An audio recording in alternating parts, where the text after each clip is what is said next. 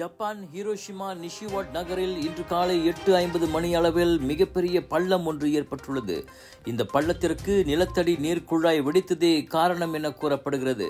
இதனால் சாலையின் ஒரு பகுதி பள்ளமாகிவிட்டதாகவும் அப்பகுதியில் உள்ள பல கட்டிடங்கள் சாய்ந்துள்ளதாகவும் உள்ளூர் அதிகாரிகள் தெரிவித்திருக்கின்றனர்.